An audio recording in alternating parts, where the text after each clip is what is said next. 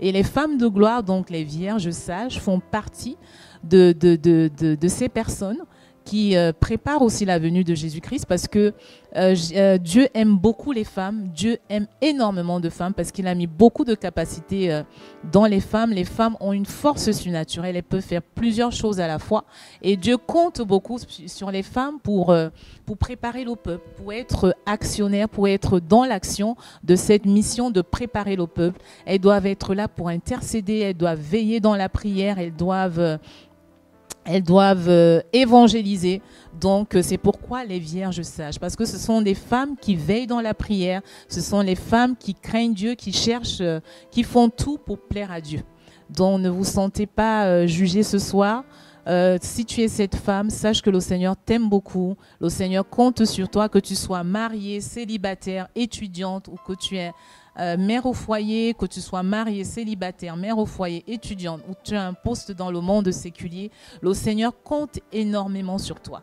L'un n'empêche pas l'autre. Tu peux être très bien, avoir une position sociale, mais servir aussi Dieu. Nous avons vu des exemples dans la Bible de Déborah, cette femme qui était juge et en même temps prophétesse.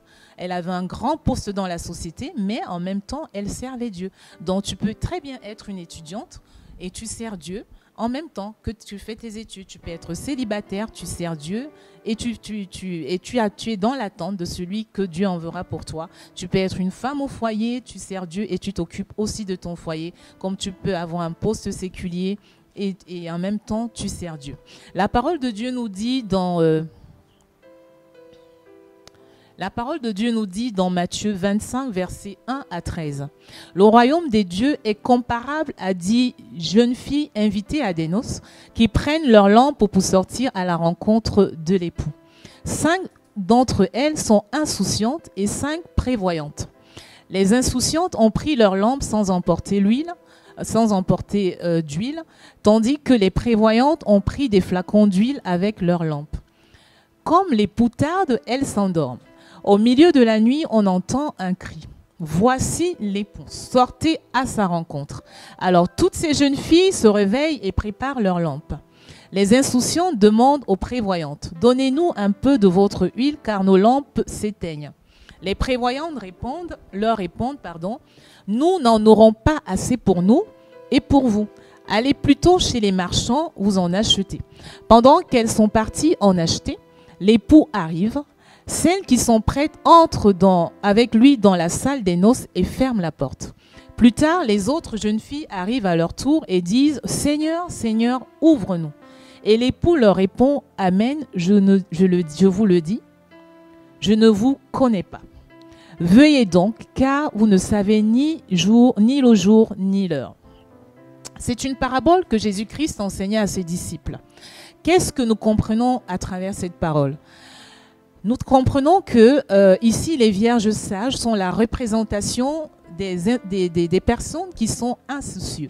Ce sont des personnes qui sont distraites, des personnes qui ne pensent qu'à se distraire dans la vie, qui sont emportées par les soucis du quotidien, qui sont emportées par le quotidien, par leur travail, par les soucis de la vie, par les convoitises de la chair, par les désirs de la vie et ne pensent pas à leur avenir. Ce sont les chrétiens qui sont devenus froids, qui sont devenus paresseux et qui ne sont pas à l'écoute de Dieu.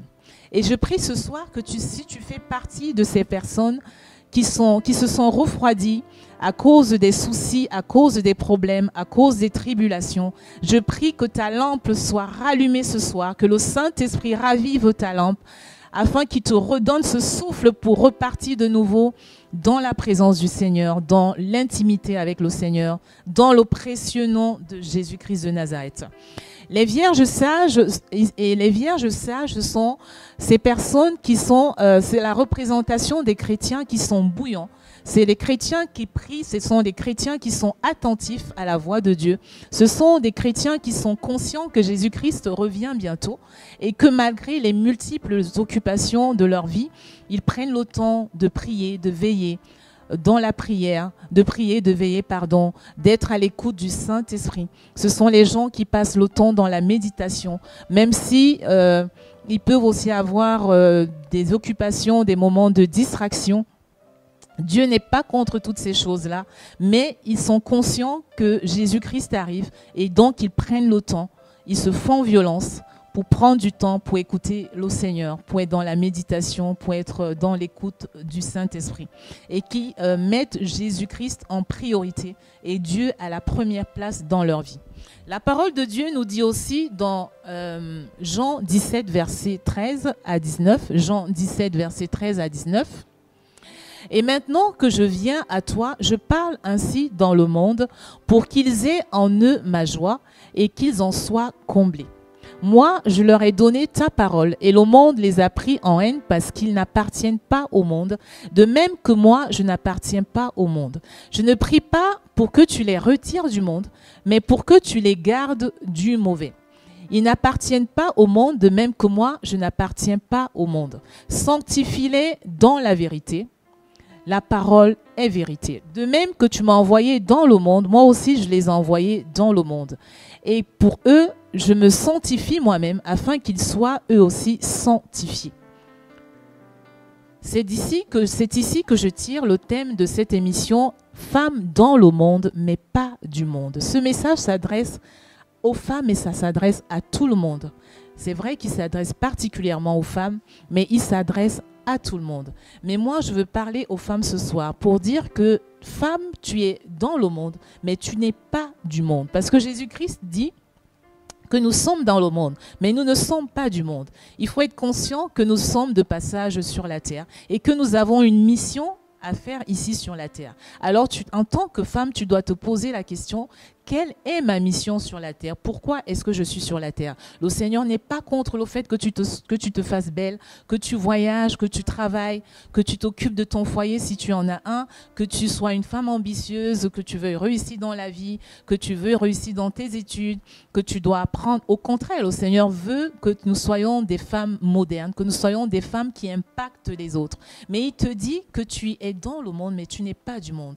Donc, ta mission première doit être de veiller dans la prière, de faire partie de ces femmes-là qui veulent que Jésus-Christ gagne un grand nombre parmi le peuple, que beaucoup de personnes soient gagnées, que beaucoup de personnes soient sauvées, que beaucoup de personnes soient enlevées, que ce soit dans ta famille, que ce soit dans ton lieu de travail, que ce soit dans ton voisinage. Le Seigneur veut t'utiliser. Alors, sois cette femme qui veille, sois dans le monde, mais sache que tu n'es pas du monde. Ta priorité, ça doit être Jésus-Christ. Ta priorité, ça doit être de mettre Dieu devant toute chose, au-dessus de toute chose. J'espère que vous êtes bénis ce soir. Est-ce que vous êtes bénis ce soir? Amen. Bonsoir à ceux-là qui nous rejoignent. Nous sommes les femmes de gloire de Comidal dans l'émission Les Vierges Sages de Comidal, le ministère Comidal, communauté missionnaire de l'Alliance éternelle, qui est basée à Tours en France, au 122 avenue Jacques Duclos à Saint-Pierre-des-Corps à Tours en France.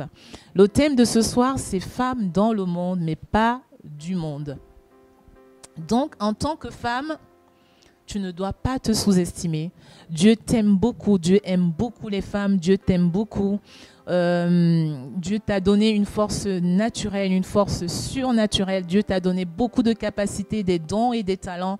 Ne les laisse pas s'endormir, mais au profit du ministère, mais au profit de Dieu, de Jésus-Christ, tous les dons et les talents qu'il t'a donnés, que ce soit dans le monde séculier, que ce soit dans une église, dans un ministère. Le Seigneur a besoin de toi, il a besoin de toi parce qu'il t'a choisi. Regardez la femme de Proverbe 31. C'est une femme qui est selon le cœur de Dieu. C'est une femme qui ne se fatigue pas. C'est une femme qui dort la dernière, mais qui se réveille la première. C'est une femme qui veille sur son foyer. Parce que même quand tu as un foyer, Dieu compte sur toi. C'est toi qui es le pilier de ton foyer. Pour que ton foyer puisse réussir en tant que femme, c'est toi qui dois veiller, même si l'homme est le chef, mais c'est toi qui dois veiller dans la prière. Pour que tes enfants réussissent, il faut que tu veilles dans la prière. Tu as beaucoup de responsabilités, je le sais. Mais sache qu'avec l'aide du Saint-Esprit, tu peux y arriver. Tu peux y arriver, ne te laisse pas gagner par la paresse. Il y a beaucoup de femmes qui sont très paresseuses. Elles n'ont pas la force de faire les choses, mais je te dis ce soir que le Saint-Esprit peut t'aider, peut te donner la force. Si tu fais appel à lui, il peut te donner la force. Ne sois pas cette femme qui est paresseuse, cette femme qui ne pense qu'à se faire belle, qui ne pense pas à prier, qui ne va pas dans la prière, qui ne veille pas. Le Seigneur n'est pas contre le fait que tu sois belle, que tu te fasses belle, que tu prennes soin de toi, au contraire. Mais ça ne doit pas être la priorité. Ne te laisse pas emporter dans les histoires de commérage. Ne sois pas une femme méchante qui a un cœur dur, un cœur méchant. Dieu t'a donné un bon cœur. Si tu vois qu'il y a la méchanceté en toi, tu dois prier, demander au Saint-Esprit de te changer. Ne sois pas cette femme qui se laisse emporter par les soucis. Le Seigneur dit que tu es une femme de gloire, tu es une femme forte, tu es une créature merveilleuse et le Saint-Esprit veut te façonner. Alors laisse le Saint-Esprit te façonner, abandonne-toi au Saint-Esprit afin qu'il fasse l'œuvre qu'il a prévu de faire dans ta vie.